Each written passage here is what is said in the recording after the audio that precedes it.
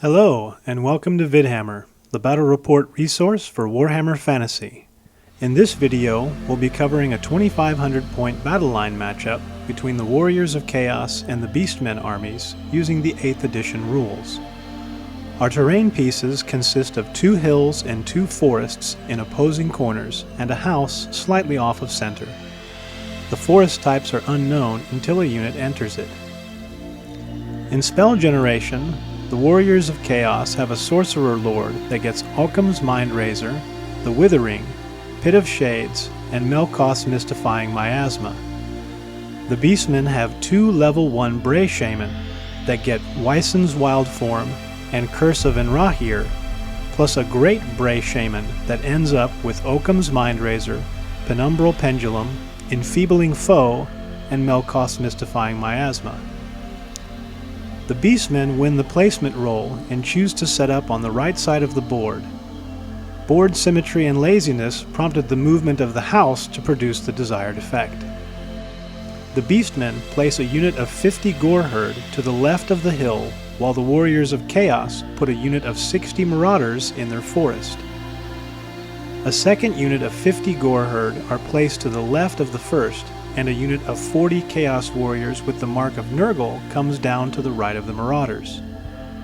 Another unit of 47 Goreherd are placed on the right of the Beastmen battle line, and the Warriors of Chaos place a unit of 40 Chaos Warriors with the mark of Khorne on the far right of their battle line.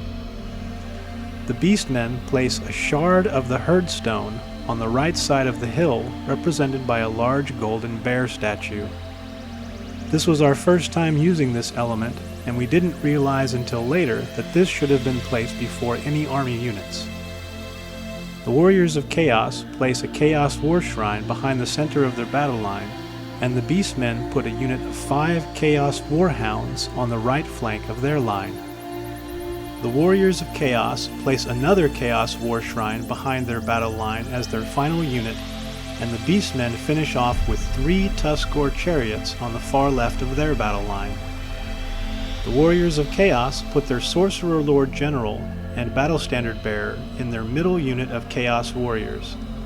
The Beastmen put a Beast Lord General and a War Gore Battle Standard Bearer in their central Goreherd unit, while the 2 Bray Shaman sit behind the idol and the Great Bray Shaman goes in the rightmost Goreherd unit.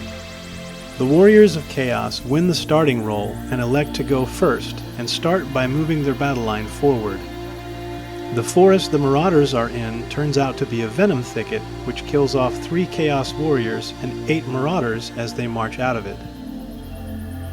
For Winds of Fate, the Warriors of Chaos get 3 power dice versus 2 dispel dice, which they use to cast Melkoth's Mystifying Miasma on the central Goreherd unit. The Chaos War Shrines both shoot at the central Nurgle Chaos Warriors and give them +1 attack and +1 toughness. On the Beastmen turn, the Chaos Warhounds move up and turn in to face the battle.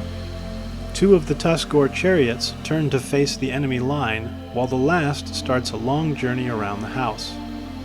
Winds of Fate gives the Beastmen 9 power dice plus 3 extra dice for the casters next to the Shard of the Herdstone. The first spell cast is Curse of Enrahir on the central Chaos Warriors, followed by Enfeebling Foe on the Marauders, lowering their strength by 1. Penumbral Pendulum is cast on the far right Chaos Warriors, but no wounds are caused.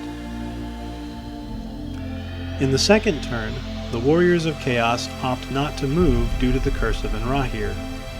In the Magic phase, the Winds of Fate gives the Warriors of Chaos 5 power dice, and the Beastmen end up with 5 dispel dice. The previous effect of Melkoth's Miasma wears off, but it gets recast, giving -1 initiative to the central Goreherd. The Warriors of Chaos then cast Pit of Shades on the central Goreherd with their remaining dice, but the spell fails. The Chaos War Shrines change their effect on the central Chaos Warriors to Magic Resistance 3 and +1 leadership. The Beastmen charge with 2 of their Tuskgore chariots, but only 1 makes the charge. The 3rd chariot continues to move around the house. The infantry units elect to hold position. The magic phase sees the Beastmen with 7 power dice against 3 dispel dice. They cast Enfeebling Foe on the marauders again, but the effect stays at -1 to strength. Curse of Enrahir gets cast on the central Chaos Warriors again, but it gets dispelled with a scroll. In close combat, the chariot is able to cause a single casualty in impact hits before getting pummeled by 7 wounds. In turn 3, the upper Chaos Warriors charge the Tuskor unit, which runs. The Chaos Warriors move 6 inches on the failed charge. The other units restrain and move up to stay even with the first. The Marauders turn towards the Chaos Warhounds to deny the flanking charge. Winds of Fate gives the Warriors of Chaos 4 power dice against 2 dispel dice. They dispel Enfeebling Foe from the Marauders and get Mystifying Miasma off at the higher level to lower the central goreherd stats by 3. The Chaos War Shrines change the buffs on the Chaos Warriors to +2 attacks. The upper goreherd unit charges the Chaos Warriors of Khorne, while the upper chariot continues to move around the house. The Chaos Warhounds try to position for a flank charge, and the remaining goreherd units move forward.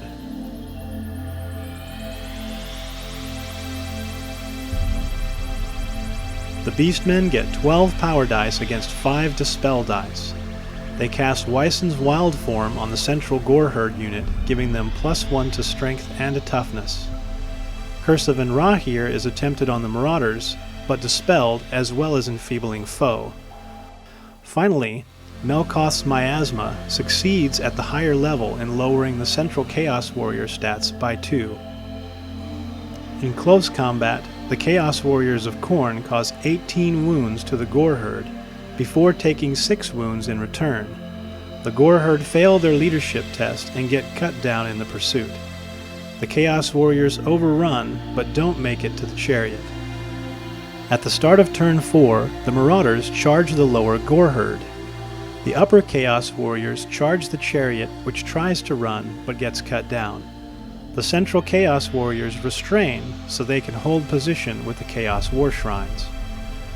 The Warriors of Chaos get 9 power dice in the magic phase against 5 dispel dice. They attempt to cast Melkoth's Mystifying Miasma, but it gets dispelled. Withering is attempted on the goreherd unit that is in combat, but it gets dispelled with a scroll. Finally, they cast Okkam's Mindrazor on the central goreherd unit, but the Beastmen use a scroll of leeching to dispel the attempt. The Chaos War Shrines change their buffs on the Nurgle Chaos Warriors to +1 armor and causing terror. In close combat, the goreherds succeed at their Primal Fury roll.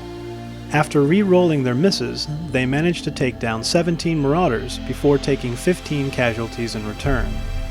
The Beastmen win the combat, and the Marauders pass their leadership test, but lose the effect of Frenzy. The Beastmen charge the central Chaos Warriors with their middle goreherd unit, and the last Tuskor chariot hits the upper Chaos War Shrine. In the magic phase, the Beastmen fail to dispel the Mystifying Miasma effect from the central goreherd unit, but they succeed in recasting Wyson's Wild Form on the middle goreherd with an irresistible backlash, dealing a wound to all the Beastmen casters. The Tuskor chariot hits the Chaos War Shrine for a single wound, and it takes 3 in return. In the upper melee, 10 goreherd die from the initial Chaos Warrior onslaught. In retaliation, the goreherd take out the Sorcerer Lord, the Battle Standard Bearer, and 4 Chaos Warriors. The Beastmen win the combat by 2, and with no reroll on the leadership check, the Chaos Warriors fail and flee, but the goreherd are unable to catch them. The Chaos Warriors flee through the Chaos War Shrine, which also fails its leadership and runs. In the lower combat, the goreherd get their Primal Fury again and take out 18 Marauders who, without Frenzy, are only able to return 6 wounds. They fail their leadership check and get cut down while fleeing. The Chaos War Shrine continues to run, but it stays on the board. The central Chaos Warriors rally and turn to face the goreherd. The upper Chaos Warriors do a swift reform to move back towards the fight. With the loss of their Sorcerer Lord, the Warriors of Chaos don't have a magic phase. The Upper Chaos War Shrine changes its buff on the Central Chaos Warriors to +1 leadership. In the Chariot combat, the Chaos War Shrine takes out the Tuskgore Chariot before it can attack. The Central Goreherd and the Chaos Warhounds charge the Nurgle Chaos Warriors, while the lower Goreherd unit turns towards the Upper Chaos Warriors. The 3 casters move up on top of the hill, but within range of the Herdstone Shard. The Beastmen get 10 power dice in the magic phase against 4 dispel dice. They cast Enfeebling Foe on the Central Chaos Warriors and lower their strength by 1. The Backlash lowers the Grey Bray Shaman's level to 1 and prohibits him from further casting in this turn. Wyson's Wild Form gets recast on the Goreherd that is in combat. It has Irresistible Force, but the Backlash didn't cause any wounds. In the close combat phase, the Chaos Warriors have the Banner of Rage and cut down the 5 Chaos Warhounds before they can attack, but due to a toughness of 5 on the Goreherd, they can only kill 1. The Goreherd get their Primal Fury again and are able to inflict 5 wounds from the General and Battle Standard Bearer, and another 9 from the Rank and File models. The Chaos Warriors fail leadership and are cut down while trying to flee. They overrun and scrape the forest, but don't take any wounds. In turn 6, the lower Chaos War Shrine fails to rally and runs off of the board. The remaining Chaos Warriors move toward the center of the field, and the Chaos War Shrine takes up position in front of the house. The Chaos War Shrine puts a +1 attack buff on the Khorne Chaos Warriors. The larger Goreherd unit makes a swift reform to move back toward the battle, but none of the remaining units make it into combat. With the Chaos Warriors of Khorne running after the Tuskgore Chariot, the Beastmen were able to secure a victory over the remaining Chaos forces by enhancing their melee stats, a fact made possible in no small part by the death of the Sorcerer Lord in combat. Thanks for watching this battle report. Be sure to check back for more videos each week. Do us a favor and subscribe, and as always, send us a message if you have any tactics or matchups that you'd like to see. Till next time from the Vidhammer crew, keep fighting.